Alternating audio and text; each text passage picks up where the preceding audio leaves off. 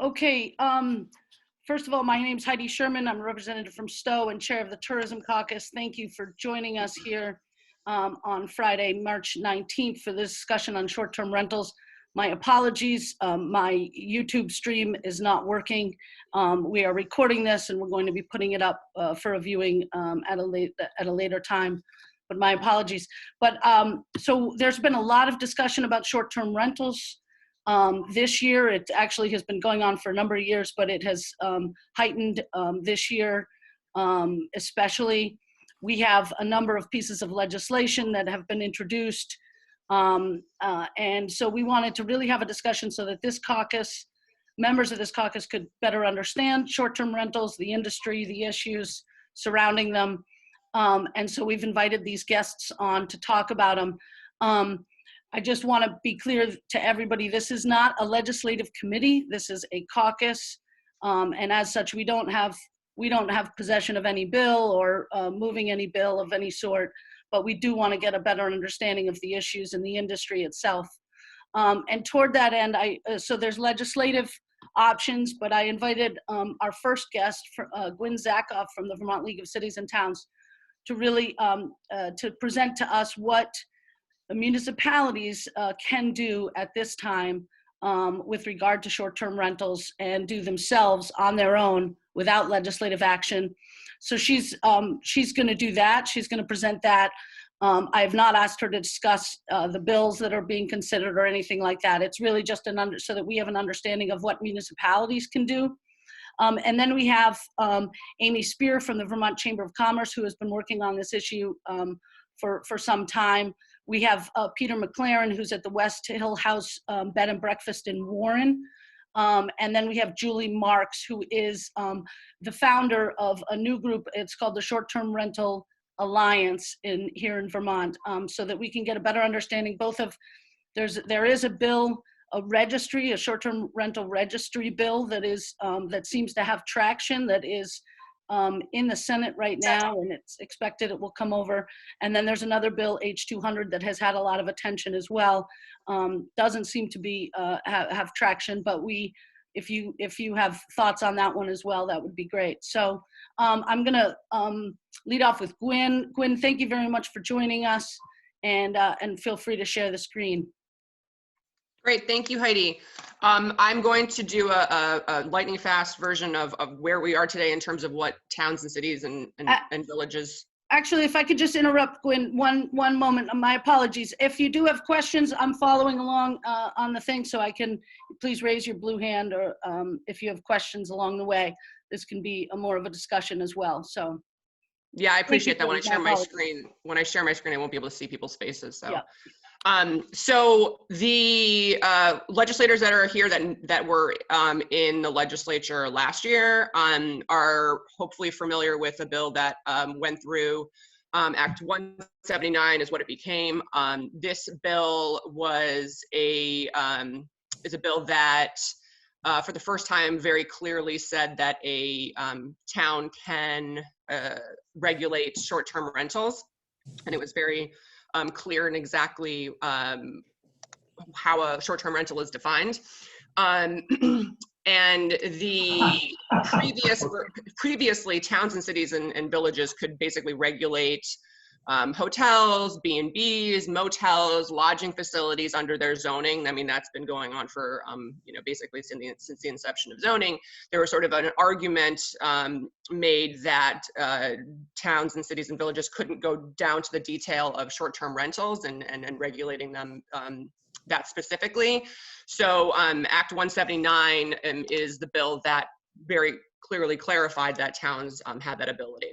In addition to having the ability of zoning short-term rentals under this legislation, they also added, or you also added, a provision under Title 24, which is kind of where all the municipal laws are housed, that said that under a select boards or city councils or board of aldermen's quote unquote police powers, their ability to regulate time, place, manner regulations under their ordinance authority, were able to regulate short-term rentals. So this is helpful because some towns don't have zoning and they might want to regulate short-term rentals. So they might want to do it via ordinance. It also, in terms of enforcement, you're going to have your enforcement officers under an ordinance, and then you're going to have your zoning administrator with their various, either a DRB or a ZBA doing their, approval. So there's sort of two tracks a town can use in terms of how they want to regulate short-term rentals. That being said, I am not aware, and maybe it's because this law was only passed last year, I am not aware of any town or city or village that regulates short-term rentals via ordinance. It's not to say it can't happen, it just hasn't been done yet. So the first, sorry, my dog's barking in the background. So the first town that, and Representative Harrison will be very much aware of this, is the town of Killington. Has been very interested in regulating short-term rentals for quite some time. And so Killington has a short-term rental registration that was actually passed November 3rd at their at last year's special town meeting, I believe it was, when they, during the election cycle. So this is relatively new, but this is something that the Killington community has been very interested in doing for quite some time. So after years and years of discussion, they wanted to address short-term rentals. They decided that a registration system was kind of the best option. All of the, if you go to their website, there's a little link on it that can click you right to here, and it basically has short-term rentals basically self-certifying and verifying that they're operating a short-term rental. All of these regulations right here are included in their zoning bylaws. So you can't just have a standalone regulation unless it's implanted either in an ordinance or a zoning bylaw.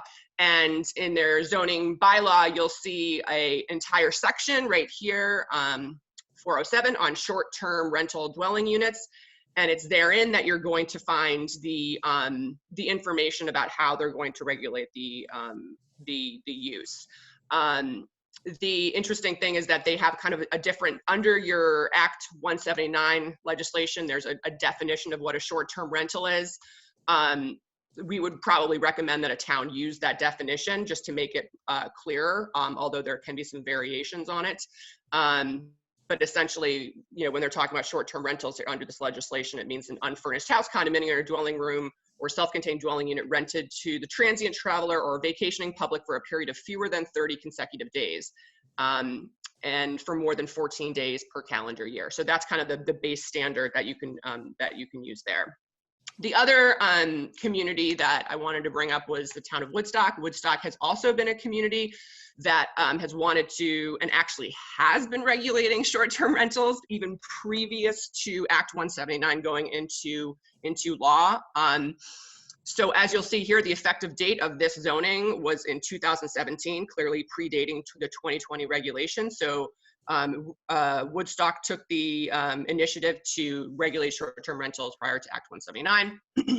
Similarly to the Williston regulations, they define short-term rentals and they regulate them. And like most regulations, when you're dealing with zoning, they basically go by zoning district. So they say, and this is very similar to Killington as well, in a residential district, sometimes they have it by a 1 acre district, a downtown district, a 5 acre district, whatnot.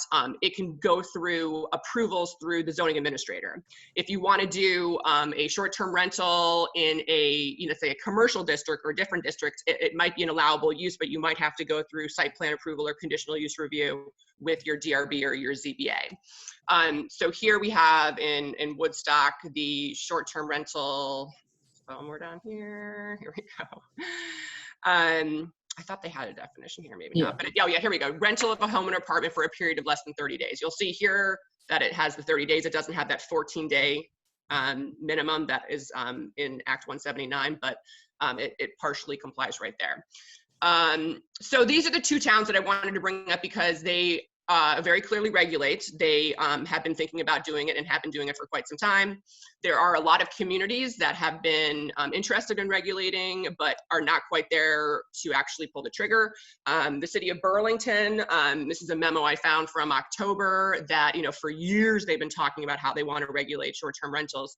And so this is a memo from their planning folks to the city council. They talk about the need for regulations and starting here, they talk about the actual regulations they want to put in. And so they are very prescriptive, very detailed about the size, the districts, the uses therein. I didn't see a registration, but that I believe that was also on the table. And so who knows how long it's going to take them to, to put this into play, because a lot of these regulations are very emotionally charged in a lot of communities that have high, VRBO and Airbnb usage. Town of Stowe isn't quite there. They're talking about it, but they do even have a sort of FAQ on their website that says, hey, look, do we regulate short-term rentals? They're like, well, kinda, sorta, not really. You just have to comply with the zoning therein. So that's kind of the landscape right there in terms of what, towns have. I know that there are, we've heard from, the league has heard from Greensboro is going through a really emotionally charged conversation right now in their community about short-term rentals. And Newfane's been asking, I know Plymouth, there's a bunch of Charlotte, there's a bunch of other towns that are interested in doing this, but what's always happens is that towns and cities look to other towns and cities and look at their regulations, and they borrow from what they have. So I would guarantee that if your community is considering doing this, they're going to be looking to Killington or to Woodstock as sort of their guide and what they can borrow and what they can use from their regulations and put it in there. And just one note for Killington, I think the registration was a big part of what they wanted to do. It wasn't just the zoning. They actually wanted a one-stop shop where you could see a registration, and they took the initiative to put it into play, and to the tune of, I think it was close to $13,000 that they put out to have a one-year contract with this company, lodging regs or revs, I think it's called, and they signed a one-year contract to have them do this inventory and this online registration because they didn't have the capacity in-house to do it.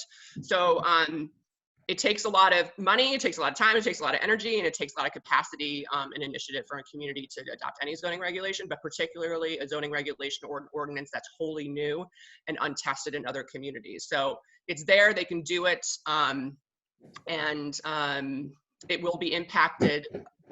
What they can do moving forward will also be impacted by what further legislation the legislature passes in the next year or two and moving forward. Okay, great. I don't see any questions. Does anybody have any questions for Gwynn before we move on? Gwynn, you can stay on through the meeting, right? In case, okay. As we get into this discussion. I guess I do have a question. I'm sorry, Representative Antachka. Okay, yeah, my question was just answered in chat. That was, what's the bill number that's dealing with this? It's H200? No, no, there's a couple of bill numbers. S79 is the Senate bill S79? that is a rental registry that includes a short-term rental registry. And that is now in, if I'm not mistaken, Senate Appropriations. It passed out of Senate Economic Development, passed out of Senate Finance, and is now in Senate Appropriations. That bill is expected to come over to the House, where our Committee on Housing, General Housing and Military Affairs will take it up and talk about the registry.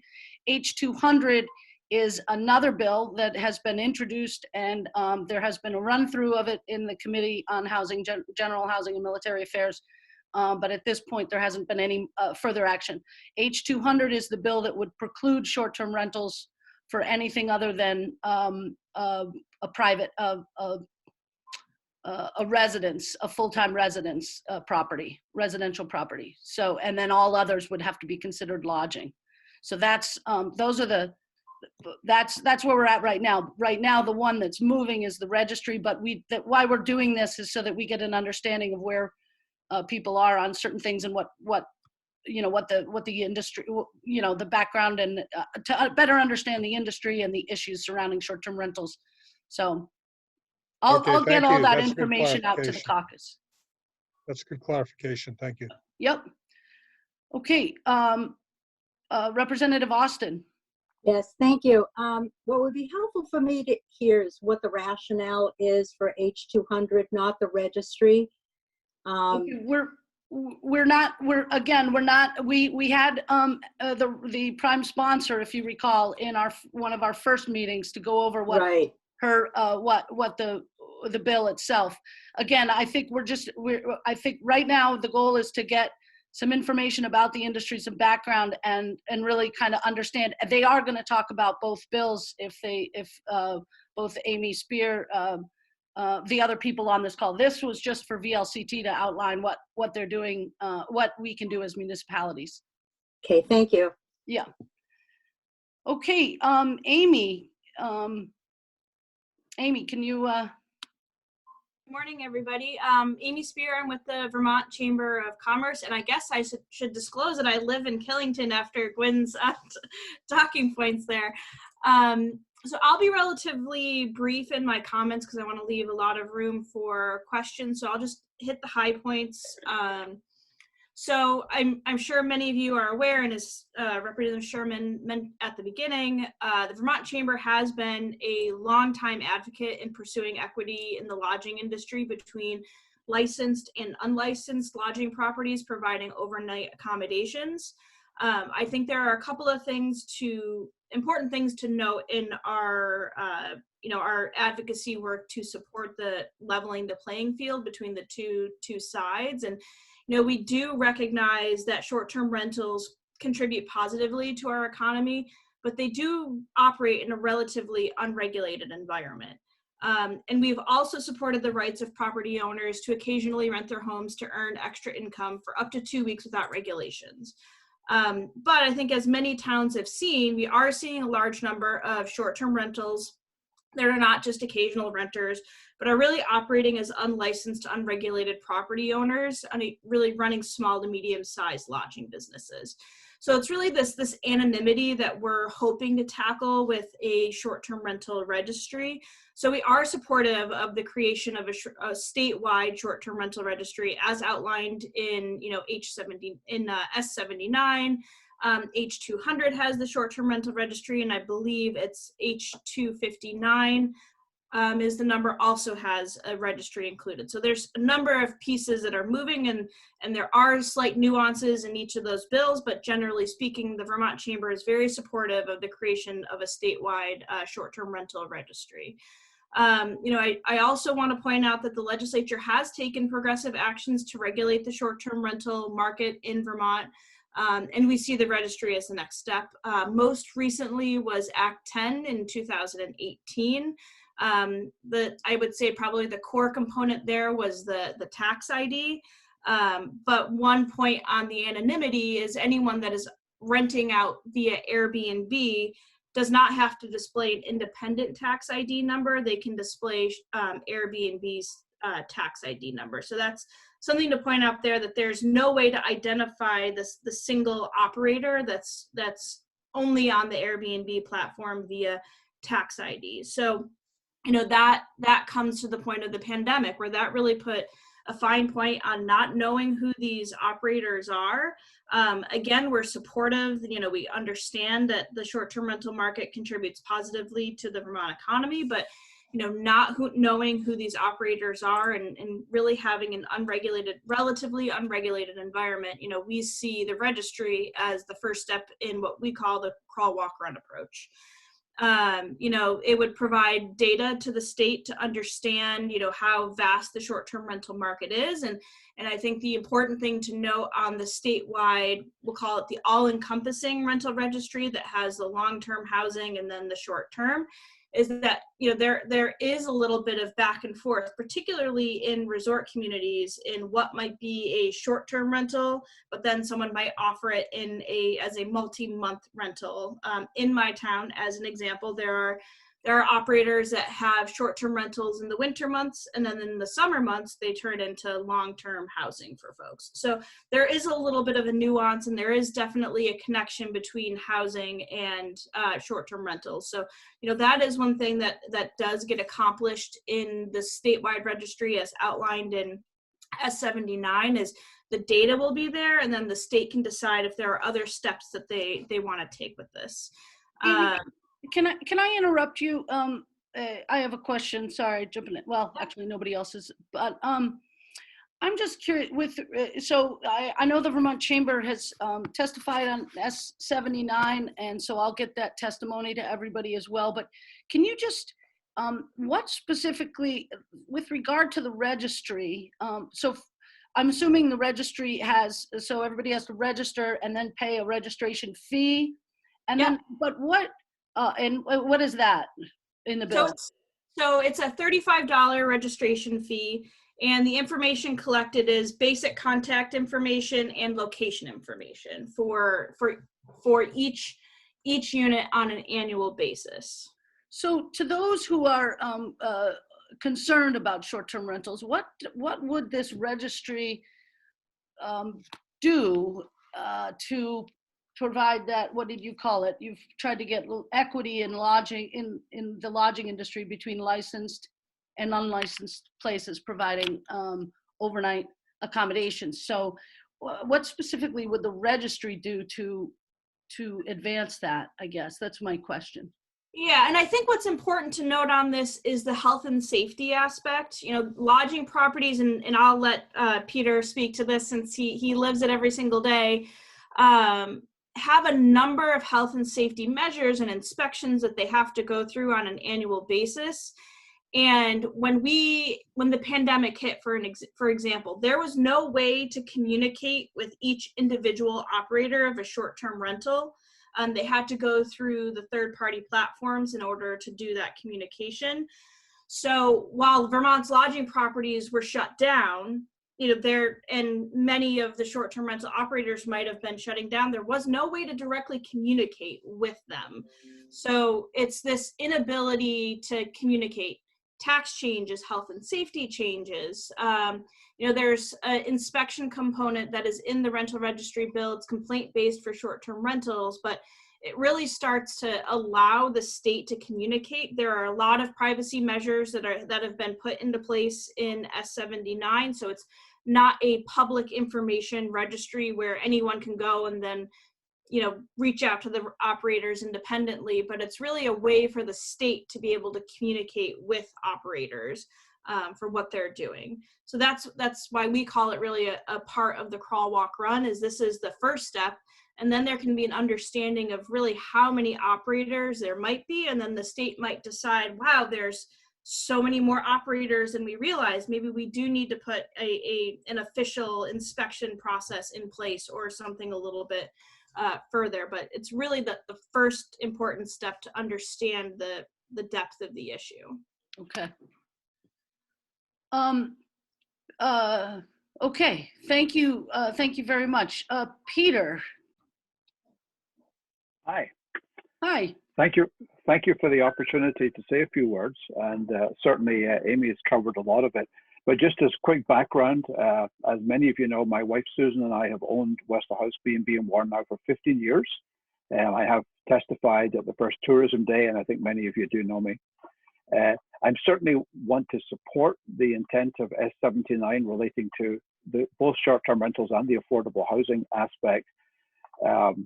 And I just want to be clear that my position and the position of inlanders in general is not about competition. It's rather our deep concern about the anonymity enjoyed by unlicensed properties, as Amy has mentioned. And when Airbnb was set up for its own reasons, it allowed complete anonymity on both sides. Both hosts and guests remain anonymous. The details are only revealed to each other after booking has been made, which means that nobody else knows who they are. So as such, there's no direct way for property owners to be advised of relevant state and local regulations. And as mentioned by Amy, no basis for authorized agencies to ensure health and safety, as the properties themselves are unknown. Now, while during the crisis, Airbnb did send occasional updates to property owners, they were basically very much after the fact and very much by the way. There was no enforceability associated with them. They did not impose any restrictions on bookings for most of the crisis.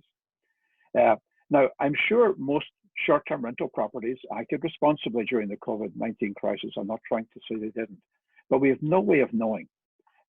During part of the crisis, by state rules, many licensed properties were visited by the state police, the fire marshal's department, and the Department of Health, sometimes all of them.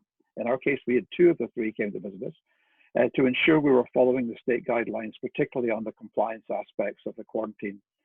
And it was really quite galling. In contrast, it was quite concerning that here in the Madrid Valley, we could see out-of-state cars parked at nearby unlicensed short-term rentals with no ability for the state to know whether the rules are being followed or not. Just this lack of communication ability was really a concern.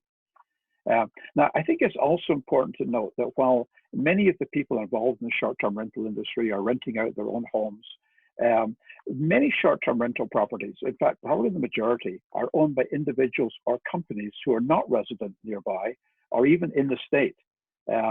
These days, the operation can all be done via email, arrange housekeeping as required. You never see the guests, you never talk to the guests. And as such, communication with owners is even more difficult than you might imagine. And out-of-state owners may be unaware of Vermont rules and associated updates. There's no way of receiving that information even indirectly. So the proposed registry addresses the concerns I've outlined here. And we believe, this is the Innkeeping Association in general, that this can be done without impacting the ability of any responsible party to operate a short-term rental property if they wish. This is not about putting people out of business. It's about putting everybody basically on a playing field where everyone knows, or the state knows who's operating Airbnbs, etc.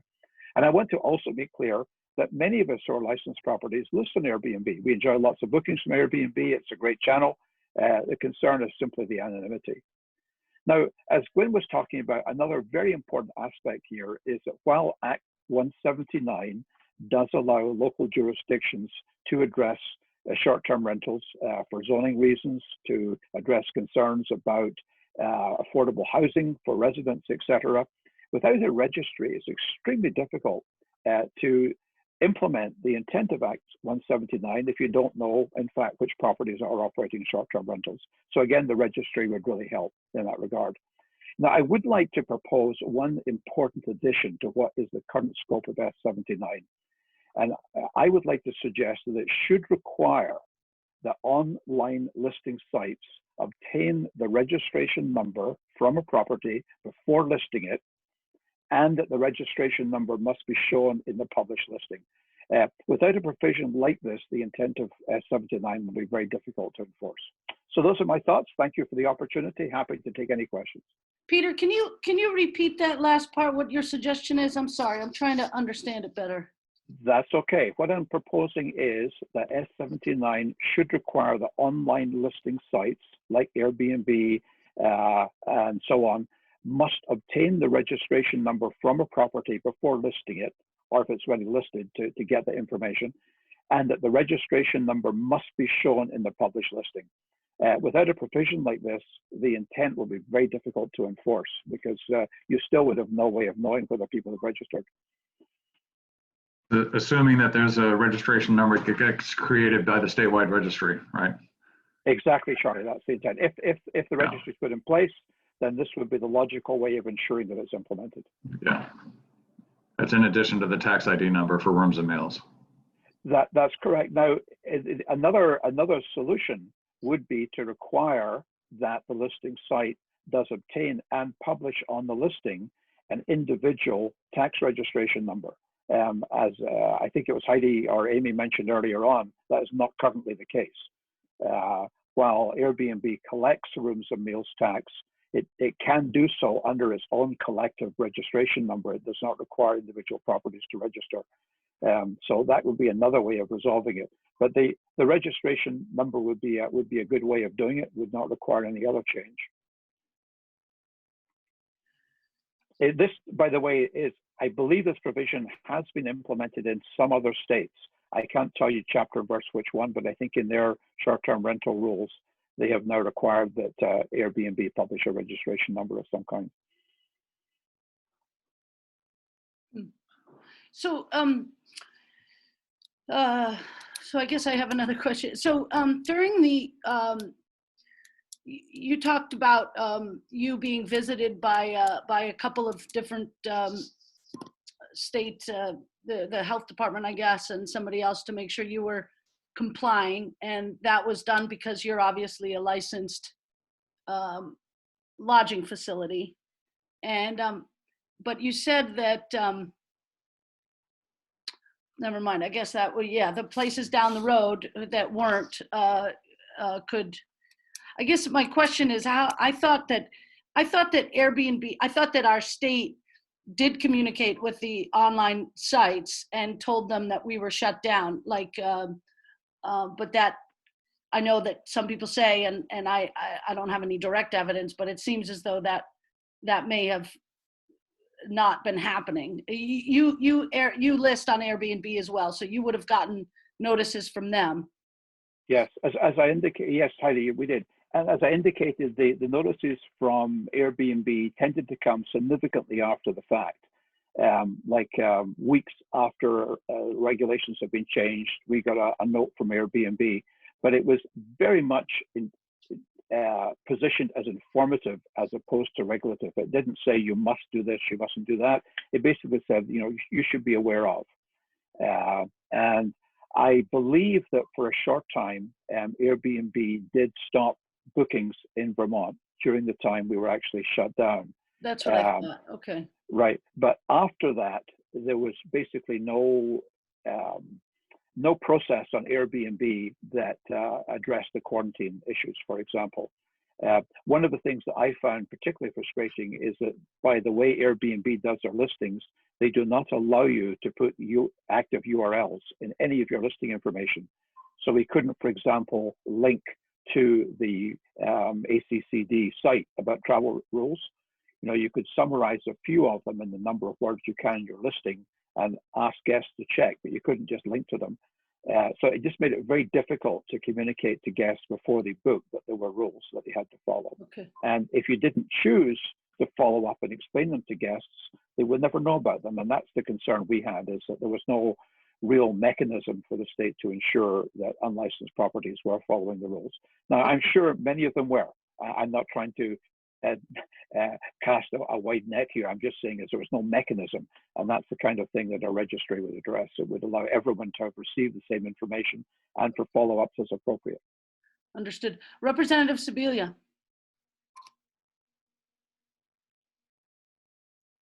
Thank you. Good morning, everyone, and thanks. I've heard all of the comments. Let me just start by saying the notion of a registry and concept, I think I support that.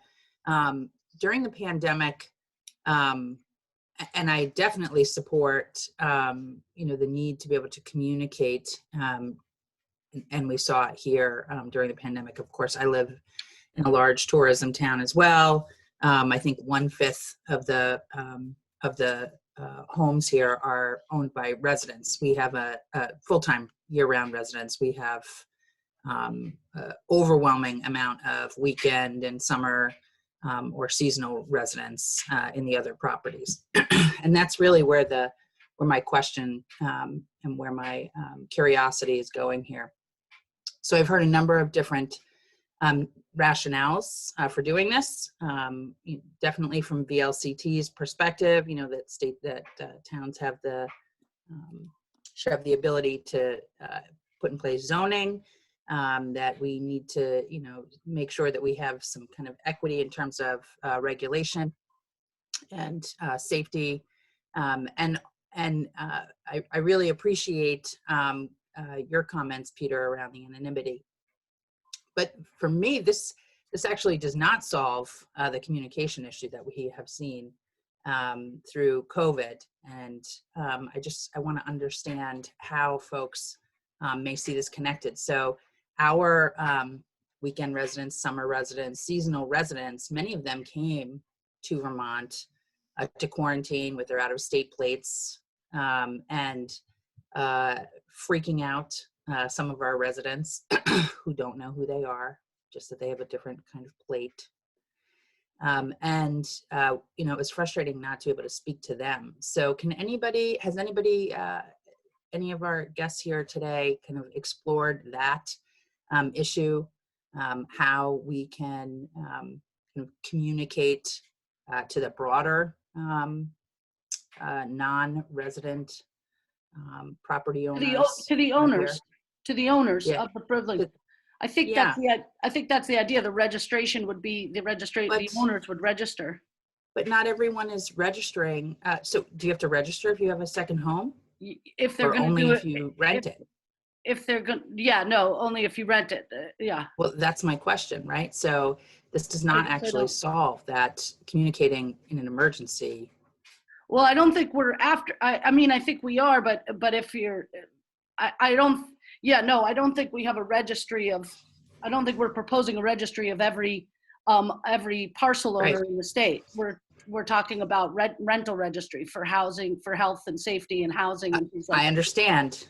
I definitely understand, and I support that, but I'm also hearing, that this is important so that we can communicate during an emergency. And I kind of want to point out that we're leaving out a big group of people that we still can't communicate with, investors in Vermont, during an emergency. And I'm just wondering if that has been contemplated at all when we're looking at this, because there is some crossover amongst, some second homeowners rent their properties, some don't. Was that contemplated, like how we could include those second homeowners in communications about safety or emergency?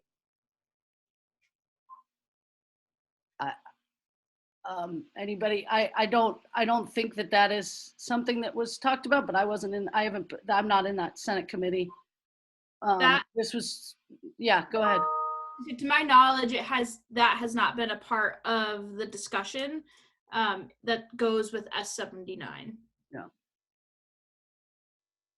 Okay, let's, I just want to make sure we can get Julie in here before we'll have more discussion, but Julie is the founder of the Short-Term Rental Alliance in Vermont, a new group. And so I want to give her an opportunity to talk about the industry a little bit. Julie?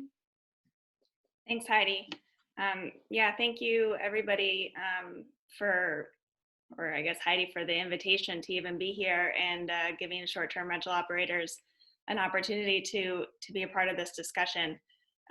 Before attempting to respond to what's already been said, I'd like to start by giving you all a little background and overview on who the Vermont Short-Term Rental Alliance is, how we came about, and what we have to offer the state, and ultimately what we would like to see happen in our community.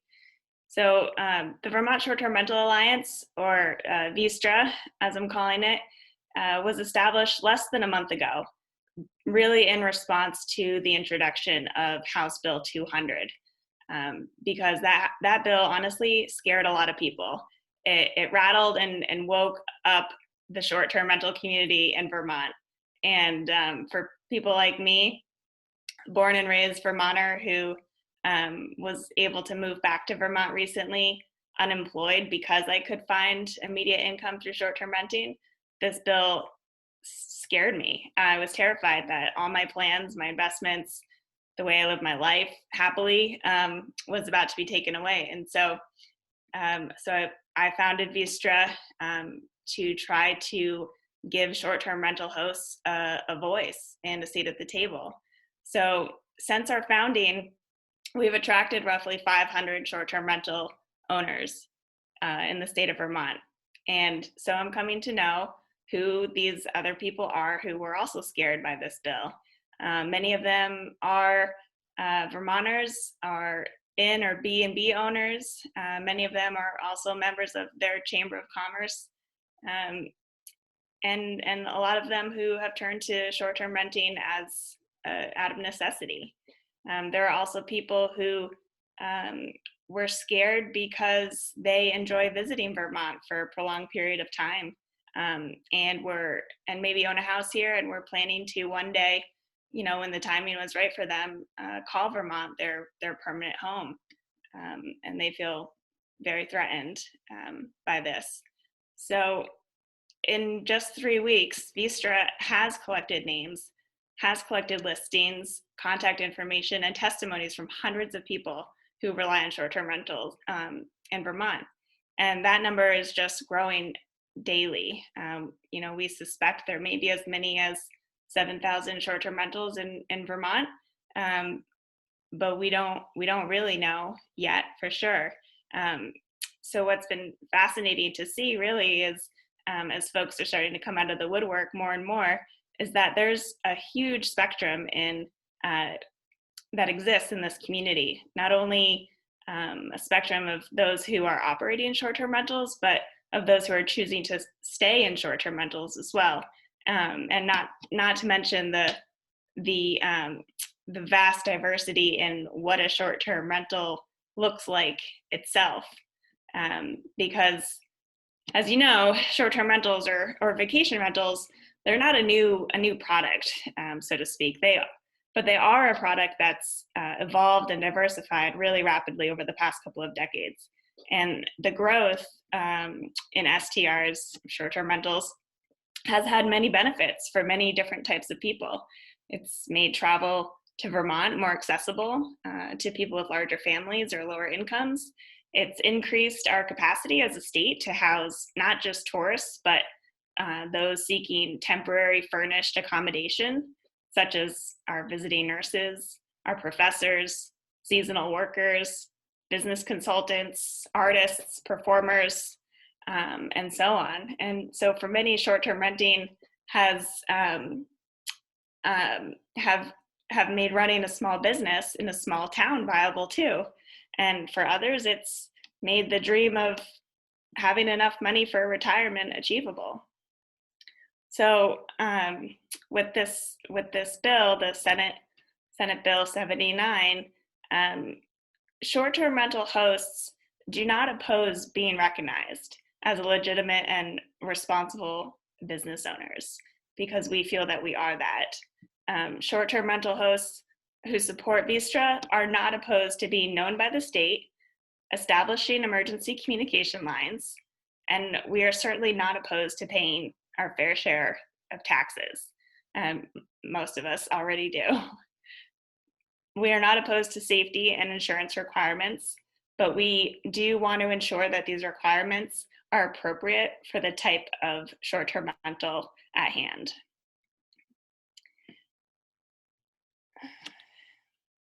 Those of us who have managed to stay in business for years as short-term rental operators have been prioritizing safety for our guests. We've attained adequate insurance, we've maintained our properties, we've been respectful to our neighbors, and we've paid our taxes.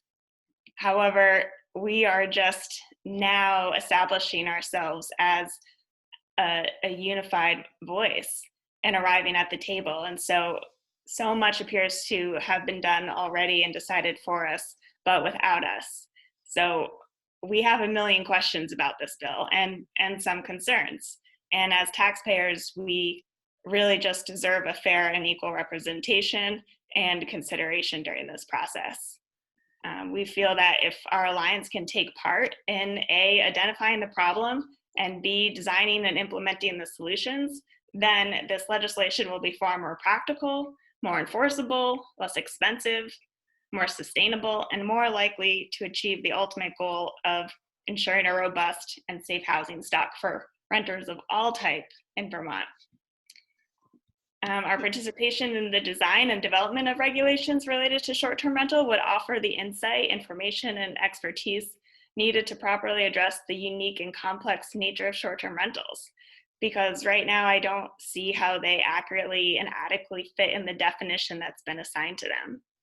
From a tourism perspective, Julie, we've got some hands up, and I don't mean to interrupt you, and I know you're nervous. You haven't done this before, and you're doing great, but we do have some questions, and I want to make sure we get to them. I guess I just want to ask you before I get to these questions, for S79 itself, you're saying that you have some concerns about S79, the registry bill. Have you been invited into any of the legislative committees as they discuss these? No, not yet. And I've started to, in the past couple of weeks, have been requesting to. Okay. Do you mind? I'm sorry to interrupt. I just want to make sure we get these, because this is, or did you have something to finish? Did you want to finish anything? I'm sorry. That's all right. I'm happy to take questions, but I want to emphasize that short-term rental operators have not been a part of this process. We haven't been heard. We weren't a part of the Rental Housing Advisory Board. We haven't been able to testify, and we have a lot of solutions, and we have a lot of power, really, to help establish these communication lines, enforce a registry, monitor a registry, and ensure a safety inspection that doesn't cost the state a penny. Okay, that's great. I'd like to get some questions in here because I know people have it. Representative Kimball. Thank you, Heidi. I'm always nervous about a new regulation which establishes 5 new positions or 7 new positions in state government with the short-term rentals. But I guess S79 seems innocuous enough in that it's only a registry. I just wonder if it's the camel's nose coming into the tent, and soon the rest of the camel will be in. So I just don't know. Julie, in terms of, from your organization's perspective, registering, do you think that leads to further regulation that is not, or that would be injurious to the short-term rental operators? I certainly see it as a gateway for that, absolutely. And that's why we're concerned about the details. And because we are so new to the scene, we haven't really had time to fully understand and communicate with the right people to know that. But that's certainly what we're afraid of. Okay, thank you. Representative Yantachka. Yes, thank you, Julie, for your presentation. And I guess my question is, you said that H200 really scared you, and what about H200 scared you? Was a primary concern about the occupancy requirement, or was there something else as well? The primary concern is definitely the occupancy or residency requirement.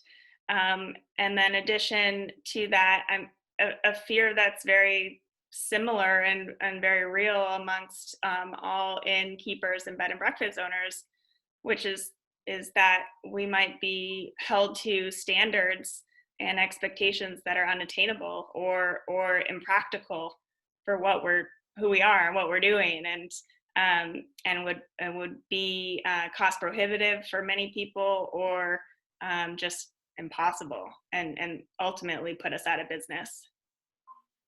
So I guess it sounds like total deregulation is your goal, right? No, well, the short-term rental industry has been doing so much self-regulation for so long.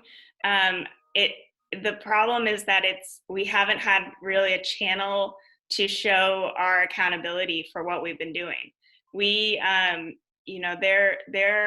this industry has professionalized so much in the past couple of decades.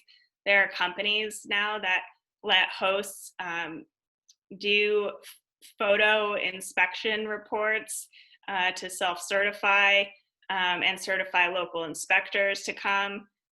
There are products and technologies to monitor noise, to monitor occupancy, and there's just been a lot of self-regulation even amongst the review system that people who market on the larger platforms like Airbnb or VRBO have really confined to, because the review system, it requires a level of safety, cleanliness, and those platforms have the power to remove listings when complaints or grievances are held against them. So there's been a lot of self-regulation, and again, we're not afraid to show our faces and establish a line of communication, but we want to ensure that the landscape of short-term rentals and the nuances are really understood and accounted for,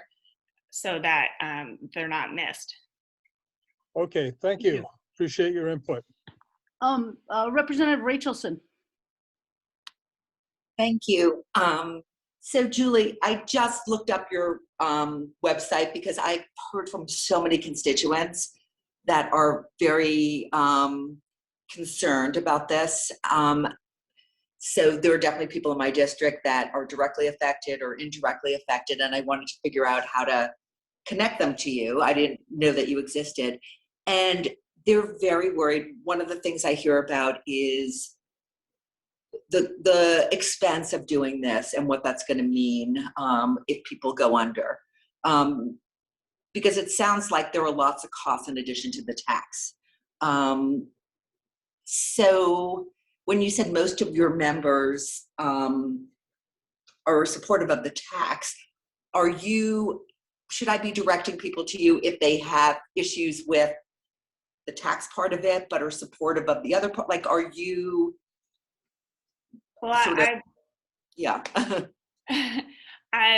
We as an alliance would support and expect all of our members to pay the owed rooms and meals tax and any other type of lodging tax that exists at the local level that that they should be paying. In terms of the additional registration fee and the added fees to hosts for paying for all the various inspections, etc. Again, the $35 a year per short-term rental seems reasonable, but I've heard from some people who that would still be kind of out of reach, or the inspection fees would be out of reach. And so, as an organization, one day I would love to be able to support hosts in covering that. We want to make short-term renting attainable to not just the wealthy few, but to people who really need it as a stepping stone, and would be pushed out of the market if they had to do some major renovation to meet this high standard and they couldn't afford to do so. We'd really like to be able to support hosts in achieving those standards. And I don't know if some of these standards came out of COVID and would be eligible for any of the COVID relief funding in order to bring their places up to the standards.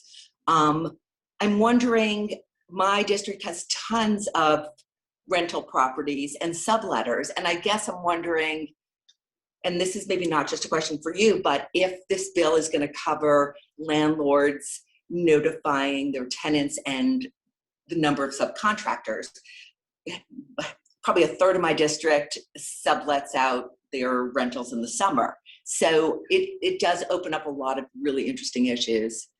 It certainly does, because especially in Burlington, which is the community I'm most familiar with, they've just passed a just cause eviction ordinance, and which allows landlords to evict their tenants for renovations. So if you see a lot of landlords getting inspected and requiring renovations, then that would give them just cause to remove their tenants, and that's not really what we want to see.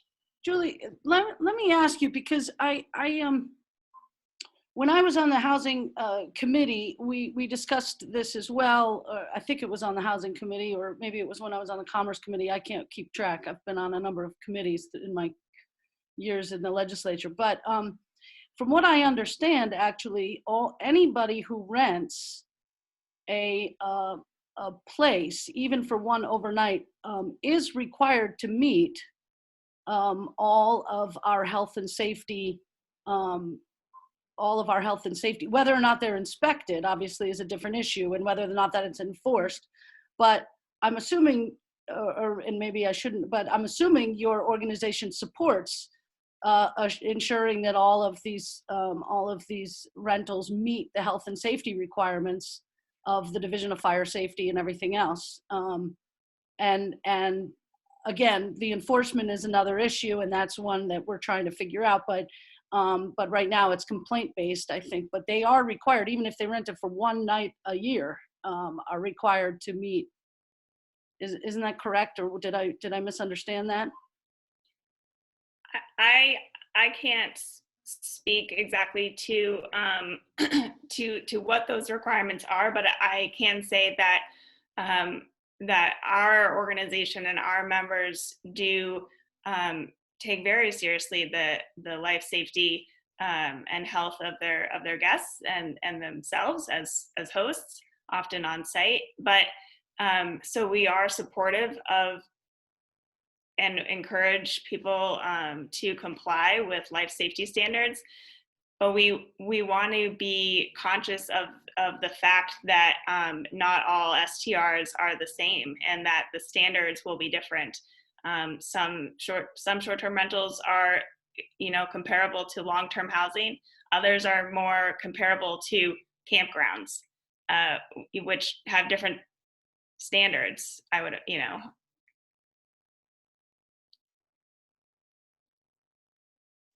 You're muted. I'm sorry, my apologies. So most of us have to go to another committee right now. But first of all, Julie, I want to thank you. I know that this is a new group, but I certainly think it's important that this group has been organized, and at least that we can have a discussion and a better understanding of the industry. So thank you for taking the lead on that and doing that, and for being here.